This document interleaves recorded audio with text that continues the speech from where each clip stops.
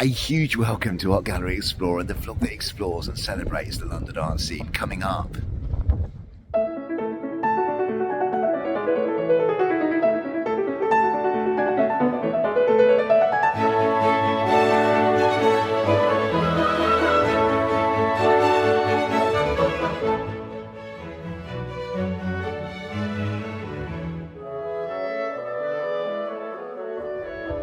yeah, this is a very special exhibition that I'm going to take you inside today.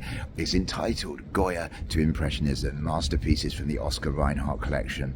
And we're going to see works by masters such as Monet, Van Gogh, Cezanne, Gogh that have never been seen in London before. Oscar Reinhart was a son of a Swiss industrialist, so he had money, and as a young man he fell in love with post-impressionism, Van Gogh and Cezanne, the artists of his day really, and they very quickly then fell in love with impressionism as well. And he began to collect them in the 1910s, but mainly in the 1920s and 30s with astonishing speed, to build up a collection of around 125 paintings and lots of drawings as well as the odd sculpture. And so and it's become one of the finest collections of post-impressionist and impressionist work in Europe. Now, I was in Zurich in the summer only for 48 hours, and I explored some of the wonderful galleries there, including the main art gallery, Hauser and Wirth, various outposts in the city, etc. But I did hear the clarion call of Winterthur, a smaller town outside of Zurich, calling me to go to the Oscar Reinhart collection, but sadly I did not have time. Now the Oscar Reinhart collection is shut until 2026, but Switzerland's loss is London's gain. Now, Oscar Reinhart was really interesting because, as well as collecting his beloved post-impressionist and impressionist masterpieces by many artists, he also wanted to trace the genesis, if you like, in European art history of these works. And so he literally wrote a list and started working backwards as to where he saw the influence of these works being drawn from.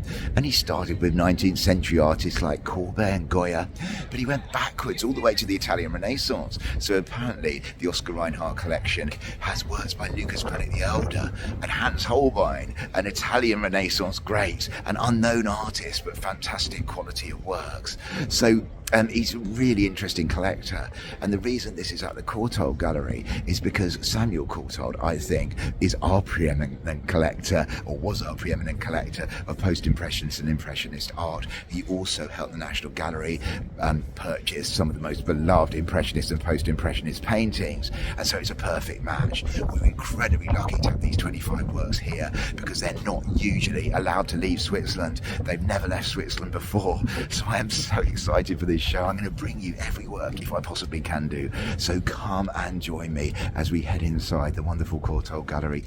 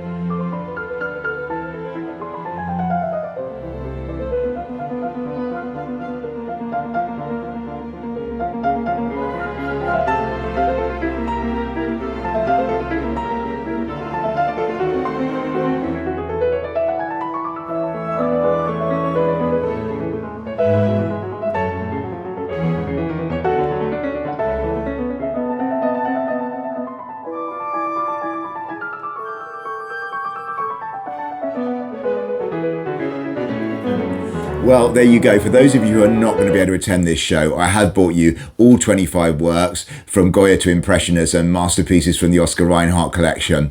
But I always say, if you can get down to the Courtauld, it is much better to see these works in the flesh and appreciate up close the brush strokes and the colours that many of these masterpieces exude. Now, I always think about these exhibitions in terms of the good, the bad and the beautiful. And if we start with the good, there was so much good about this exhibition. And if the exhibition had been held in a standalone gallery on its own, with the 25 masterpieces from the Oscar Reinhart Collection just being displayed nicely as they were, then this would be still a very good show. What really struck me, though, was that the majority of these 25 works have been handpicked to be in some way in conversation with the works from the Courtauld's own magnificent collection. And this turbocharged the meaning of the works in the temporary rooms from the Oscar Reinhart Collection, but also the works that are much loved friends to those of us who are regular on the London art scene from the Courtauld Collection itself. And I'll explain what I mean by that in a minute. Because I don't know about you, but sometimes in a very kind of blasé way, when going to an exhibition at the Courtauld, I kind of bomb through that great room. Yes, usually taking in a couple of my favourites, but not spending time pausing because I've seen these works so many times. We see this dialogue in Cezanne's artistic development, for example. We see this portrait from the Oscar Reinhart Collection from 1866. This one was kind of not really produced for public consumption as such. It was an artist finding his way, although the exhibition makes the point that painters such as Monet admired Cezanne's early portraits. But then you step outside into the Courtauld exhibition and see this one, Man with a Pipe, from the 1890s, and you realise how Cezanne has developed as an artist in this Courtauld work. Every single brushstroke is used to bring out the character of this rural figure that Cezanne is painting. And so we see artistic development in the dialogue between the two great collections. Sometimes the conversation is about the atmosphere of the works and the capturing impressions. And I have to say, I've seen this work at the Courtauld so many times. Monet's attempt to capture autumn on the River Seine. But it was only after seeing this work from the Oscar Reinhart Collection of the wintry scene from the same river that I really appreciated afresh how the autumnal scene brings out the reds and oranges contrasting with the blue of the river. And those kind of, my eyes were reopened by the muted pastels and the kind of greys and whites and blues of this fantastic scene of ice breaking on the Seine. So that dialogue was wonderful as well. Sometimes the links are thematic. So we see this astonishing drawing of Cezanne's Mont Sainte-Victoire. And it's a beautiful piece, isn't it? And then we can transport ourselves to the Courtauld's important finished painting of the same mountain, Mont Sainte-Victoire, the same theme. Or we've got these two works by Honoré Daumier, both portrayals of Don Quixote and Sancho Panza. And, they both show us how he wasn't, as an illustrator, so obsessed with capturing the dramatic moments as capturing the moments between the dramas where Don Quixote and Sancho Panza roam the mountains in between. Or we see Manet's Au Café. This is actually originally part of a much bigger work that Manet split in two. And you can see the other bit of this at the National Gallery a few hundred metres down the road if you wanted to. He was displeased with the final large painting, so he cut it down into two. But this is also obviously in conversation with Manet's masterpiece, probably the Courtauld's Impressionist jewel in the crown, the bar at the Folies Bergère, which you can see here. There are 3 Van Goghs produced in 1889, 2 from the Oscar Reinhart collection and 1 from the Courtauld's own permanent collection, which complement each other so well as well. One of the Courtauld's most iconic works is Self-Portrait with a Bandaged Ear. And that was obviously as a consequence of what the exhibition calls his mental health crisis of 1889, where he was basically sectioned in the hospital in Arles. And I was really struck by a work I'd never seen before, Ward in the Hospital at Arles. And you can just see the kind of sloping, the disconcerting slope of the floor and the huddle of those who were sick at the front of the picture. And you're kind of placing that self-portrait within this wider scene of a work I'd never seen before and envisaging Van Gogh there. The works together also provide us with a 360 degree or a wider screen view of the scenes that they were painting. This Toulouse-Lautrec picture, which you're seeing now, the Clown Char au Chaos, shows a barely seated figure in the Moulin Rouge, which you can just see to the left, a minor figure. Yet this figure is Jane Avril, and she's captured in a painting, this one, held by the Courtauld at the entrance of the Moulin Rouge. And we learn that she herself was a star performer. And so you're kind of seeing her in the background and then her coming to the fore. And I found that really exciting to see that combination. Also, the combining of the two gets us to reevaluate a couple of massive names as well. Because the Oscar Reinhart Collection only contains one picture by Gauguin, and you might be surprised considering he's considered a post-impressionist great.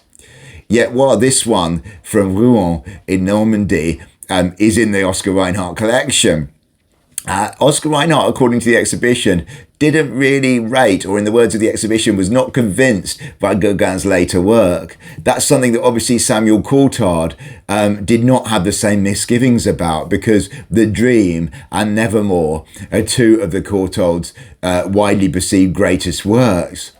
Lots of us modern art lovers are a bit squeamish about Gauguin, this wealthy, quite powerful white French male having relationships with teenage women in Tahiti.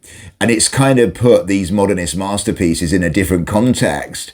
And maybe Oscar Reinhart in some way sensed that, in the sense that he didn't rate these later works. And so it definitely makes us think about the value of Gauguin's later works. And I'd love you to post in the comments if you went to the show and it made you think as well. And then there's dear old Renoir. Renoir gets a lot of hate these days, especially for his later works, as kind of frothy and saccharine and not very good art amongst the pantheon of Impressionists. Oscar Reinhart absolutely loved Renoir, and he actually had held more paintings by Renoir than any other Impressionist or Post-Impressionist artist. whereas Samuel Courtauld also admired him and had several works in the collection. But I suppose what made me change my mind about him in lots of ways was his pre-impressionist work of lilies out in the first room. You know, it kind of, I could see why maybe Oscar Reinhart fell in love with Renoir. And kind of maybe I was a little bit more forgiving about the portraits, especially actually his portraits of men, one in the Courtauld, a couple in the Oscar Reinhart collection as well.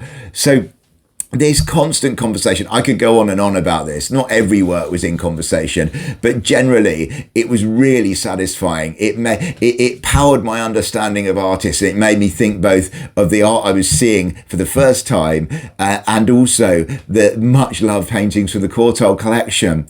It was so powerful. So I would go as far as to say, you know, I was expecting to see some beautiful pictures from the Oscar Reinhart collection, but would still feel the need to go to Switzerland to see the rest. I still do. But I actually think this is a very special show, which could only happen, the only gallery in the world where it could really happen was the Courtauld Gallery. And so make sure that you see it as kind of like two shows, if you like. Go to the Oscar Reinhart show first, and then go back into the Great Room and reconsider some of those works if you're a regular visitor, or maybe look at them for the first time, and let the conversations flow in your mind as well. That was all good.